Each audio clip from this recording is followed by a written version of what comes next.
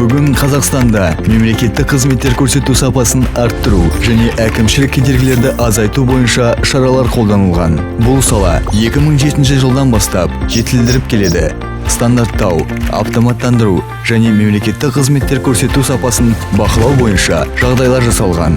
Озық елдердің тәжірибесі бойынша бір терезе қағидаты енгізілді. Халыққа қызмет көрсету орталықтары құрылды. Электрондық үкіметтің веб-порталы іске қосылды. Сол арқылы лицензиялар мен рұқсат құжаттар беріледі. Айтарлықтай, тұрмыстық деңгейдегі сыбайлас жемқорлықтың көрсеткішін төмендетті. Стандарт пен регламентті қолдана отырып, мемлекеттен көрсетілетін қызметті алу барысында сіз алданып қалмайсыз және келесі мәліметтерді біле аласыз. Нақты құжаттар тізімін, мемлекеттік қызмет көрсету мерзімін, мемлекеттік қызмет көрсету мерзімі мен тәртібі бұзылған жағдайда кімге шағымдануға болатынын біле аласыз.